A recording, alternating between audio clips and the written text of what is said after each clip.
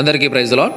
ఈ ఉదయకాల సమయం దేవుడు నీకు ఇస్తున్న వాగ్దానము కీర్తనల గ్రంథము 119వ అధ్యాయము 50వ వచనం. నీ వాక్యము నన్ను బ్రతికించి ఉన్నది, నా బాధలు ఇదే నాకు నెమ్మది కలిగించుచున్నది. దేవుని వాక్యము జీవము కలిగిన వాక్యము. అంటే యోహాను సువార్త 1వ అధ్యాయం 1వ వచనంలో చూసుకుంటే, ఆది యందు దేవుడుండెను, ఆయన యొద్ద వాక్యముండెను, ఆ వాక్యమే దేవుడై ఉండెను అని వాక్యం స్పష్టంగా చెప్తుందన్నమాట. అంటే ఈ వాక్యము దేవుడై ఉన్నాడు. Praise the Lord. కాబట్టి ఈ వాక్యము జీవము కలిగిన వాక్యము. Praise the Lord. కాబట్టి మనం వాక్యం చదివేటప్పుడు మనము హృదయపూర్వకంగా మనం వాక్యం చదివినట్లయితే, వాక్యం పైన దృష్టి పెట్టి భయభక్తులతో వాక్యం చదివినట్లయితే, ఇందులో అంటే ఈ వాక్యంలో ఉన్న జీవము మన లోపలికి ప్రవేశిస్తుందన్నమాట. Praise the lord. అప్పుడు మనలో జీవం ఏర్పడుతుంది. అలాగే జీవం ఏర్పడి మనలో ఒక శక్తి అనేది స్టార్ట్ అవుతుందన్నమాట. Praise the Lord. ఎందుకంటే ఈ వాక్యం జీవం కలిగినది కదా. కాబట్టి మనం భౌతికంగా ఈ శరీర జీవితంలో జీవిస్తున్నామే కానీ ఆత్మీయ జీవితంలో మృతులై ఉన్నాము. కాబట్టి ఆత్మీయ జీవితంలో మనం మృతులుగా ఉంటే ఈ వాక్యం చదవడం వల్ల, ఈ వాక్యం జీవం కలిగింది కదా, కాబట్టి ఈ వాక్యము మన లోపలికి వెళ్ళి మనలో ఆ మృత స్థితిని మొత్తం కూడా తీసివేసి మనకు జీవాన్ని పోస్తుందన్నమాట. అంటే ఆత్మీయ జీవితంలో కూడా మనం తిరిగి బ్రతుకుతాం, జీవించగలుగుతాం. అప్పుడు మనకు ఏది తప్పు, ఏది కరెక్టు అనేది నీట్గా పర్ఫెక్ట్గా క్లియర్గా తెలుస్తుంది. Praise the Lord. చిన్న విషయమే కానీ తప్పు తప్పే, అయ్యో ఇది తప్పు అని మనం ఆలోచిస్తాం.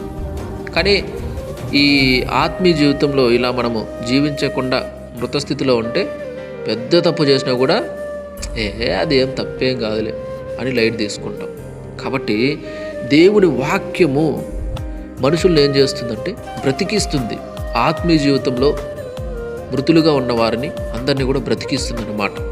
Praise the Lord. ఇంకోటి ఏంటంటే వాక్యము చదవడం వల్ల చాలామంది అనారోగ్యాలతో ఉంటారు, రోగములతో బాధపడుతుంటారు, బలహీనతలతో ఉంటారు. వారందరూ కూడా బలపడతారు. ఆ బలహీనతల నుంచి వారికి ఈ వాక్యం చదవడం వల్ల విడుదల వస్తుంది. అలాగే అనారోగ్యం ఉంటే, నేను హాస్పిటల్కి వెళ్ళాను, నా దగ్గర డబ్బులు లేదు, నా పరిస్థితి అలా ఇలా అని ఉంటే గన, అలాంటి వారు ఎవరైనా సరే దేవుని వాక్యం హృదయపూర్వకంగా చదవడం వల్ల ఈ వాక్యము ద్వారా శక్తి పొందుకుంటారు, బలం పొందుకుంటారు. అనారోగ్య స్థితి అంతా తొలగిపోయి సంపూర్ణమైన ఆరోగ్యాన్ని పొందుకుంటారు, స్వస్థత పొందుకుంటారు. Praise the Lord. అందుకే ఇక్కడ దావీదు గారు వాక్యం ద్వారా చెప్తున్నారు ఏమంటే, నీ వాక్యము నన్ను బ్రతికించి ఉన్నది, నా బాధలు ఇదే నాకు నెమ్మది కలిగించుచున్నది. నేను బాధపడుతున్నప్పుడు నాకెవ్వరూ నెమ్మది కలిగించలా, నన్నెవరూ వచ్చి ఓదార్చలా, నన్నెవరూ వచ్చి పలకరించలా, నన్నెవరూ పట్టించుకోలా. కానీ నేను బాధపడుతున్నప్పుడు నీ వాక్యం చదువుతుంటే నీ వాక్యమే నాకు నెమ్మది కలిగించుచున్నది. Praise the Lord. కాబట్టి నువ్వు బాధపడుతున్నా కానీ నీ పరిస్థితులు ఎలా ఉన్నా కూడా వాక్యం నీతో మాట్లాడుతుంది, వాక్యం నిన్ను ఆదరిస్తుంది, వాక్యం నిన్ను బలపరుస్తుంది, వాక్యం నీకు నెమ్మది కలిగిస్తుంది. Praise the Lord. కాబట్టి అందుకే వాక్యం చదవాలి. దేవుని వాక్యం చదవడం వల్ల నువ్వు అన్ని విషయాల్లో కూడా ఈ లోకాన్ని జయించగలుగుతావు, ఈ లోక ఆశలను జయించగలుగుతావు. ఒకవేళ నువ్వు ఏదన్నా తప్పు చేస్తున్నావు, పాపాలు చేస్తున్నావు అనుకో, దేవునికి విరుద్ధంగా వ్యతిరేకంగా, వాటిని కూడా జయించగలుగుతావు. Praise the lord.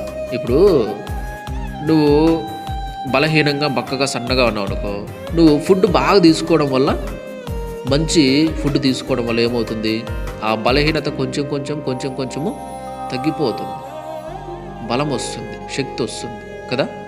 అలాగే ఆత్మీయ జీవితంలో నువ్వు బలహీనతలతో ఉంటే, పాపాలు చేస్తుంటే, వాటికి బానిసలు అయిపోయి ఉంటే, వాటి నుంచి బయట పడలేని స్థితిలో ఉంటే, అప్పుడు నువ్వేం చేయాలి? ప్రార్థించాలి. ప్రభువా, ఇదో ఈ బలహీనతలతో నేనున్నాను, మీ వాక్యము జీవము కలిగింది కదా, ఆ వాక్యాన్ని నేను చదవాలనుకుంటున్నాను. ఈ వాక్యము ద్వారా నాలో ఉన్న ప్రతి పాపాన్ని కూడా, నేను ఏ పాపాలకైతే బానిసను అయిపోయానో వాటన్నిటి నుంచి కూడా నాకు విడుదల కావాలి, ఏ వ్యసనాలకు బానిసలు అయిపోయానో వాటన్నిటి నుంచి నాకు విడుదల కావాలి. మీ వాక్యం రెండంచెలు గల ఖడ్గము కదా, ఆ పాపాలన్నిటిని నరికేసి చీల్చేసి వాటి నుంచి నాకు విడుదల ఇవ్వండి అని అడగండి. అప్పుడు వాక్యాన్ని చదవండి, ధ్యానించండి. ప్రతిరోజు ఒక టైం పెట్టుకోండి, చదవండి. నిర్లక్ష్యం మాత్రం చేయొద్దు.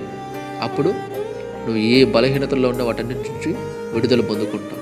అలా అని చెప్పి విడుదల పొందుకునేంతవరకు బాగా చదువుతావు. దాని తర్వాత సరే నాకు విడుదల వచ్చేసింది కదా, ఇంకేం చదివే పని లేదు అని పక్కన పెట్టకూడదు. Praise Lord. తర్వాత కూడా చదవాలి. ఎందుకు? పాపంలో మరలా పడిపోకుండా, మరలా పాపంలోకి వెళ్ళకుండా చదవాలి. Praise Lord. కాబట్టి దేవుని వాక్యము ప్రతి మనిషిని కూడా ఆత్మీయ జీవితంలో కావచ్చు, భౌతిక శరీర జీవితంలో కావచ్చు బ్రతికిస్తుంది. నెమ్మది లేని వారికి నెమ్మదిని, సంతోషం లేని వారికి సంతోషాన్ని, ఆనందాన్ని ఇస్తుంది. వారి జీవితాన్ని అద్భుతంగా మలుస్తుంది, మారుస్తుంది. నీకు తెలియదు, నిన్ను వెలిగిస్తుంది. నిన్ను వెలిగించి ఇతరులందరినీ కూడా వెలిగించేలా చేస్తుంది. Praise the lord.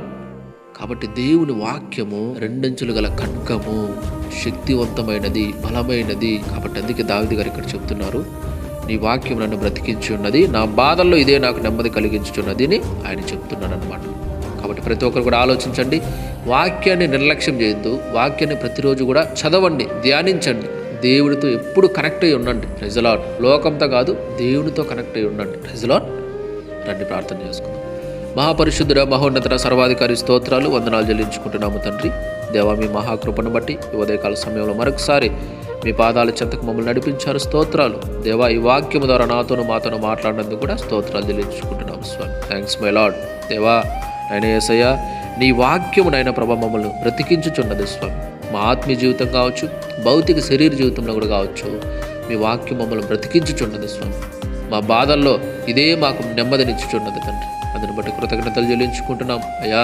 మేము కూడా ఇంతవరకు అయితే వాక్యం చదవాల, నిర్లక్ష్యంగా ఉన్నాం, ఏం చదువుతాం లేని పక్కన పెట్టేశాం. ఇప్పుడు ఈ మాటలు విన్న తర్వాత, ఈ మాటల ద్వారా మీరు మాతో మాట్లాడిన తర్వాత అయ్యా, ఇక నుంచి మేము వాక్యం చదవాలని ఆశపడుతున్నాము తండ్రి. మాకు సహాయం చేయండి అని అడుగుతున్న ప్రతి ఒక్కరిని మీరు జ్ఞాపకం చేసుకోండి తండ్రి.